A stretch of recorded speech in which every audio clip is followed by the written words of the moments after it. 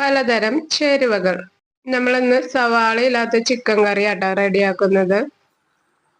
സവാള ഇട്ടിട്ടില്ല എന്നൊന്നും തോന്നണേ ഇല്ല. കാണുന്ന ഭംഗി മാത്രമല്ല, കഴിക്കാനും നല്ല ടേസ്റ്റ് ഉണ്ട് കേട്ടോ. എല്ലാവരും ഒന്ന് ട്രൈ ചെയ്ത് നോക്കുക. ചപ്പാത്തി, പത്തിരി, പൊറോട്ട എല്ലാത്തിനും പറ്റും. ഞാനിവിടെ 1/2 കിലോത്തിന് മുകളിലായിട്ട് ചിക്കൻ എടുത്തിട്ടുണ്ട് കേട്ടോ. ഇത് 1 കിലോ ഉണ്ടാവില്ല.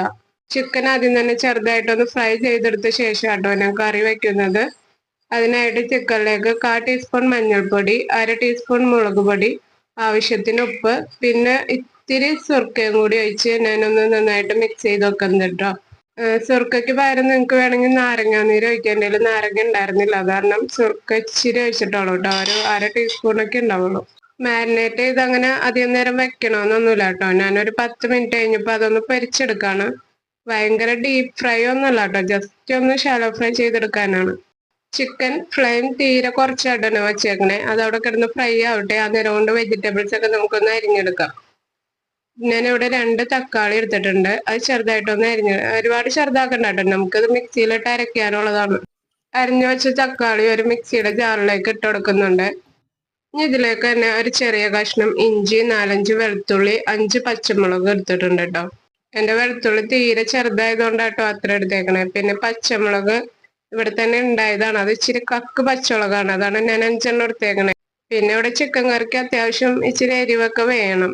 പിന്നെ ഞാൻ എടുത്തേക്കുന്നത് കുറച്ച് മല്ലിയിലയും പുതിനയിലയാണ്. പുതിനയില ഞാൻ എടുത്തത് ഇച്ചിരി കൂടി പോയായിരുന്നു കേട്ടോ. ഒരു 2-3 ഇതിലിട്ടാൽ മതിയിട്ടുണ്ടെങ്കിൽ തന്നെ. ഒന്ന് ക്രഷ് ചെയ്തെടുത്ത ശേഷം ഒരു 3/4 ടീസ്പൂൺ പെരിഞ്ജീരകം എടുത്തിട്ടുണ്ട്. പിന്നെ 1 ടേബിൾ സ്പൂൺ തൈര് ഒഴിച്ചു കൊടുക്കാം.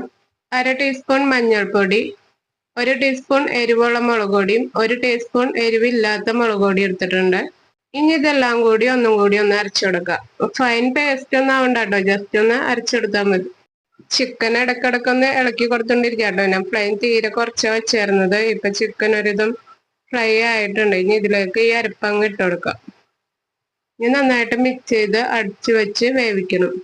നിങ്ങൾക്ക് ചിക്കൻ വറുക്കുണ്ടാവുന്നുണ്ടെന്നുണ്ടെങ്കിൽ എല്ലാനും കൂടി അരച്ചതിലേക്ക് ചിക്കൻ ചേർത്ത് മിക്സ് ചെയ്ത് അടുപ്പത്ത് വെച്ചാൽ മതി കേട്ടോ. അപ്പൊ ഉപ്പും കൂടി ചേർത്തിട്ട് വെക്കുക. ഞാൻ ഉപ്പ് ഇടാണ്ടിരുന്നത് എന്താന്ന് വെച്ചാൽ ചിക്കൻ ഫ്രൈ ചെയ്തപ്പോ ഉപ്പ് ഇട്ടിട്ടുണ്ടല്ലോ.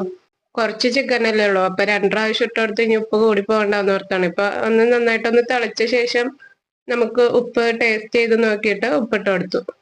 മസാലയും ചിക്കനൊക്കെ അവിടെ കിടന്ന് വേവട്ടെ. ആ നേരം കൊണ്ട് നമുക്ക് ഇച്ചിരി തേങ്ങാപ്പാൽ വേണം. 3/4 കപ്പ് തേങ്ങയാണ് എടുത്തിട്ടുള്ളത്. അതൊരു മിക്സിയുടെ ജാറിലേക്ക് ഇട്ട് പാലാക്കി എടുക്കാം. നിങ്ങൾക്ക് തേങ്ങാപ്പാൽ എടുക്കാൻ ബുദ്ധിമുട്ടാണെന്നുണ്ടെങ്കിൽ മസാല കുറച്ചിട്ടാൽ മതി കേട്ടോ. തേങ്ങാപ്പാൽ നിർബന്ധമൊന്നുമില്ല. ഇപ്പൊ തന്നെ അതൊരു കറി ആയിട്ടുണ്ട്. നമുക്ക് ചപ്പാത്തിക്ക്, പത്തിരിക്ക് എല്ലാത്തിനും കഴിക്കാം. പിന്നെ മല്ലിയിലയും പുതിനയിലൊക്കെ എനിക്ക് അത്ര ഇഷ്ടമല്ലാത്തതുകൊണ്ടാവണോന്ന് അറിയില്ല, അത് ഇച്ചിരി കൂടിപ്പോയായിട്ട് എനിക്ക് തോന്നി.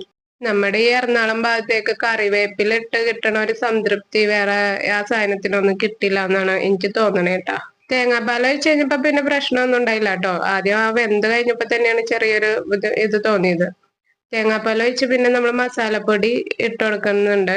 ഗരം മസാലപ്പൊടി ഒരു 1/2 ടീസ്പൂണും കൂടി ഇട്ട് 2-3 ഇതിള് കറിവേപ്പിലയും കൂടി ഇട്ട് ഒന്ന് നന്നായിട്ട് മിക്സ് ചെയ്ത് കഴിയുമ്പോൾ നമ്മുടെ കറി ഇവിടെ റെഡി ആയിട്ടുണ്ട്. കറി നല്ല സൂപ്പറാട്ടോ. സവാള ചേർത്തിട്ടില്ല എന്നൊന്നും അറിയണില്ല.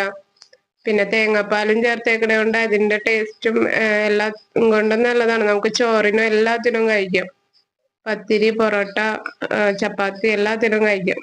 അപ്പൊ ഇത്രേ ഉള്ളൂ. വീഡിയോ ഇവിടെ അവസാനിക്കുകയാണ്. നിങ്ങൾക്ക് ഇഷ്ടപ്പെട്ട ലൈക്ക് ചെയ്യാൻ മറക്കണ്ട കേട്ടോ.